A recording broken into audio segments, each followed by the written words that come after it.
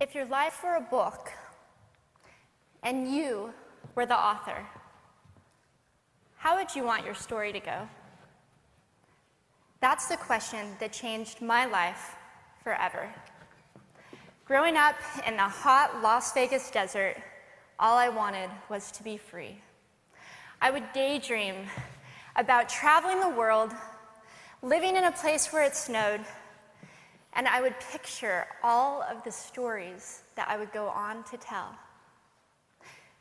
At the age of 19, the day after I graduated high school, I moved to a place where it snowed, and I became a massage therapist. With this job, all I needed were my hands and my massage table by my side, and I could go anywhere. For the first time in my life, I felt free, independent, and completely in control of my life. That is, until my life took a detour. I went home from work early one day with what I thought was the flu, and less than 24 hours later, I was in the hospital on life support with less than a 2% chance of living. It wasn't until days later, as I lay in a coma, that the doctors diagnosed me with bacterial meningitis, a vaccine-preventable blood infection. Over the course of 2.5 months, I lost my spleen, my kidneys, the hearing in my left ear, and both of my legs below the knee. When my parents wheeled me out of the hospital, I felt like I had been pieced back together like a patchwork doll. I thought the worst was over until weeks later when I saw my new legs for the first time. The calves were bulky blocks of metal with pipes bolted together for the ankles, and a yellow rubber foot with the raised rubber line from the toe to the ankle to look like a vein. I didn't know what to expect, but I wasn't expecting that. With my mom by my side and tears streaming down our faces, I strapped on these chunky legs and I stood up. They were so painful and so confining that all I could think was, how am I ever going to travel the world in these things? How was I ever going to live the life full of adventure and stories as I always wanted? And how was I going to snowboard again? That day, I went home, I crawled into bed, and this is what my life looked like for the next few months. Me passed out, escaping from reality, with my legs resting by my side. I was absolutely, physically, and emotionally broken. But I knew that in order to move forward, I had to let go of the old Amy and learn to embrace the new Amy. And that is when it dawned on me that I didn't have to be 5'5" anymore. I could be as tall as I wanted.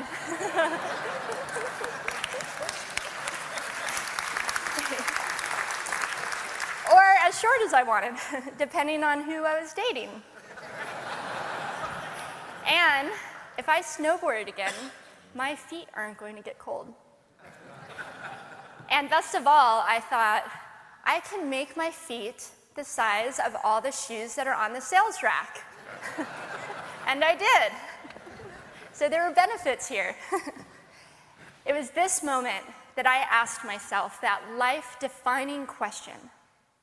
If my life were a book and I were the author, how would I want this story to go? And I began to daydream. I daydreamed like I did as a little girl. And I imagined myself walking gracefully, helping other people through my journey, and snowboarding again. And I didn't just see myself carving down a mountain of powder, I could actually feel it. I could feel the wind against my face and the beat of my racing heart as if it were happening in that very moment. And that is when a new chapter in my life began. 4 months later, I was back up on a snowboard. Although things didn't go quite as expected, my knees and my ankles wouldn't bend, and at one point, I traumatized all the skiers on the chairlift when I fell, and my legs, still attached to my snowboard, went flying down the mountain. And I was on top of the mountain still. I was so shocked. I was just as shocked as everybody else, and I was so discouraged, but I knew that if I could find the right pair of feet, that I would be able to do this again. And this is when I learned that our borders and our obstacles can only do two things.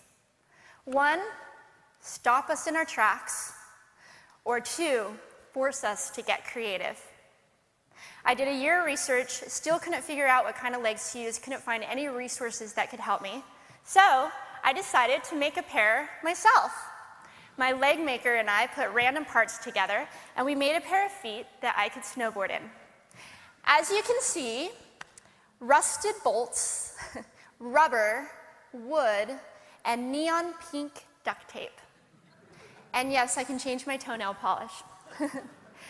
It was these legs and the best 21st birthday gift I could ever receive, a new kidney from my dad, that allowed me to follow my dreams again.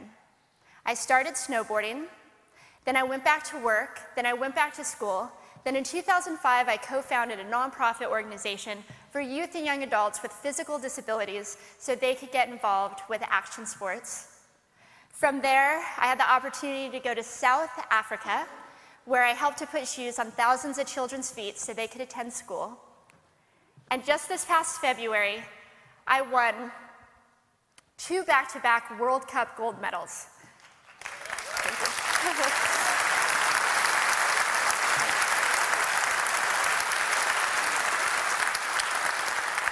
Which made me the highest-ranked adaptive female snowboarder in the world.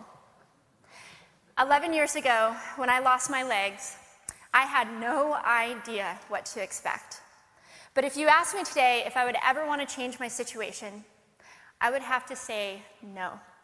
Because my legs haven't disabled me. If anything, they've enabled me. They've forced me to rely on my imagination and to believe in the possibilities.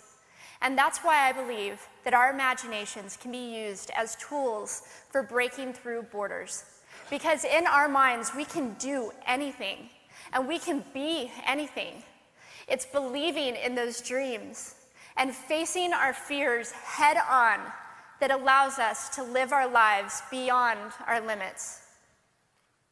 And although today is about innovation without borders, I have to say that in my life, innovation has only been possible because of my borders. I've learned that borders are where the actual ends, but also where the imagination and the story begins. So the thought that I would like to challenge you with today is that maybe instead of looking at our challenges and our limitations as something negative or bad, we can begin to look at them as blessings. Magnificent gifts that can be used to ignite our imaginations and help us go further than we ever knew we could go. It's not about breaking down borders. It's about pushing off of them and seeing what amazing places they might bring us. Thank you.